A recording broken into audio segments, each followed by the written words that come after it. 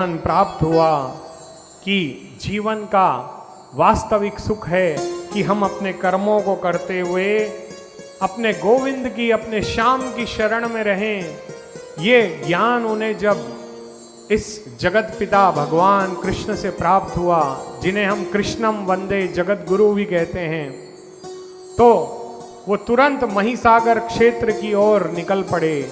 यहाँ से घटोत्कच के चरणों का स्पर्श मेरे बाबा बरबरीक ने किया। वहाँ उपस्थित सभी सदस्यों को उन्होंने नमन किया, भगवान श्री कृष्ण से आशीर्वाद प्राप्त किया और वो महिसागर तीर्थ क्षेत्र की ओर वायु मार्ग से बढ़ने लगे। और यहाँ घटोत्कच भी पुनः हिडंब प्रदेश अपनी माता और अपनी धर्मपत्नी कामकंटकटा की ओर चले आए। और घटोत्कच ने कहा कि मेरे बेटे को दिव्य ज्ञान प्राप्त हुआ है जो कि इस संसार में किसी मानव को प्राप्त नहीं होता, और अब मेरा पुत्र वो दिव्य तपस्या करने चला गया है जिसकी अनुमति उन्हें भगवान श्री कृष्ण ने स्वयं दी है। इस पर माँ कामकंटकटा और दादी हिडंबा बहुत प्रसन्न होती हैं। यहाँ जब उस महिसागर तीर्थ में मेरे बाबा श्याम पहुँचते हैं तो क्या देखते हैं, वहाँ सारी अस्त व्यस्त व्यवस्थाएं होती हैं। उन्होंने वहाँ पर साफ सफाई की, झाड़ू पोछा इत्यादि कर उस मंदिर को पवित्र किया। माँ नौ दुर्गा का वो त्रिकाल स्नान करने लग गए और माता का अभिषेक और माता को दीप धूप नैवेद्य। देखिए कई बार ऐसा देखा जाता है कि जब पंडित जी लोग हमारे घर आकर के पूजा कराते हैं, अक्सर हमारे बच्चे कहते हैं पंडित जी इसको जल्दी करो, समाप्त करो। देखिए जीवन में सबसे ज्यादा जरूरी है कि आप भगवान की पूजा में पूर्ण रूप से निष्ठा से रहें, स्वच्छता से रहें, अपने मन को स्वच्छ करें, अपनी आत्मा को स्वच्छ करें और भगवान को आप फील करें कि यहाँ पे भगवान उपस्थित हुए हैं। वेद मंत्रों में इतनी दिव्य शक्ति है कि जब ऋषि महर्षि यज्ञ किया करते तो देवराज इंद्र के सहित समस्त देवता उस यज्ञ में पधार करके उस हविष को स्वीकार करते थे। वो आज भी आते हैं परंतु हमें अपने नेत्रों से दिखाई नहीं देते क्योंकि ये कलयुग है। जब द्वापर युग चल रहा था तो मेरे बाबा श्याम ने महिसागर तीर्थ क्षेत्र में जाकर के घनघोर तपस्या की। वो अपने मन को मां सिद्धंबिका और भगवान शिव के श्री चरणों में समर्पित कर चुके थे।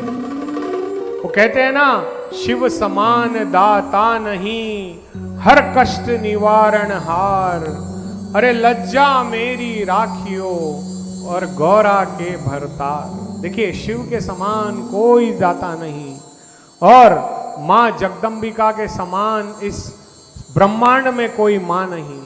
जैसे हमारी माँ हमारी अभिलाषाएं पूरी करती हैं, वैसे माँ सिद्धंबिका ने वीर बरबरीक की अभिलाषाएं पूर्ण कर दी। समय बीतता गया, मेरे बाबा उनकी भक्ति में तत्पर थे। चारों मौसम, गर्मी, बरसात, सर्दी, सब समय वो माता की और भगवान भोलेनाथ की दिव्य भक्ति में लग गए और उनकी सेवा करते रहे। और जैसे जैसे समय बीता, 3 वर्ष बीत गए। 3 वर्ष के बाद माँ सिद्धंबिका भोलेनाथ के साथ प्रकट हुई। बोल माँ सिद्धंबिका की जय हो, बोल भोलेनाथ की जय हो। अब मां सिद्धंबिका ने कहा कि बोलो वीर बरबरीक, तुमने किस उद्देश्य से मेरी ये पूजा की है? हम तुम पर बहुत प्रसन्न हैं, मांगो क्या मांगते हो। देखिए अगर यही चीज इस कलयुग में हमारे साथ हो जाए तो हम तो क्या मांगेंगे? डॉलर मांगेंगे, करेंसी मांगेंगे। पहले के दैत्य क्या मांगते थे कि हम अमर हो जाएं, हम कभी ना मरें। पहले के दैत्य ऐसा मांगते थे।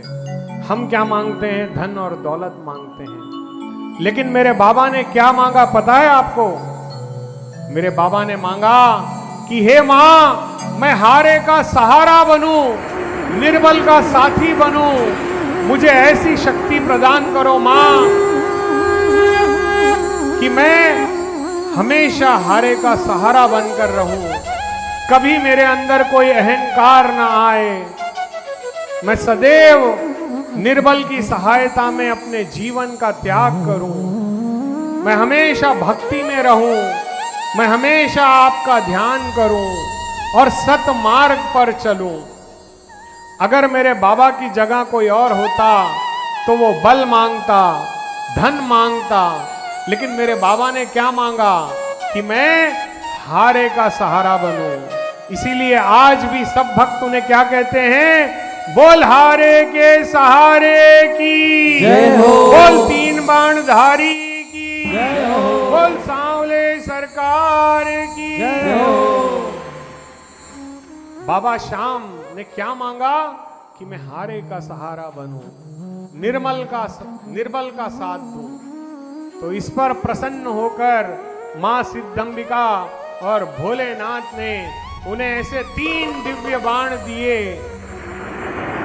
और कहा कि हे बर्बरीक, तुम इस एक बाण से जिस किसी भी प्राणी को लक्षित कर दोगे उसके प्राण के पास एक चिन्ह बन जाएगा, और यदि तुमने दूसरा बाण चला दिया तो इस संसार के समस्त जीवों के प्राण तुम हर सकते हो, और यदि तुमने ये तीसरा बाण चला दिया तो ये सारी भूमि ही नष्ट हो जाएगी और प्रलय आ जाएगा।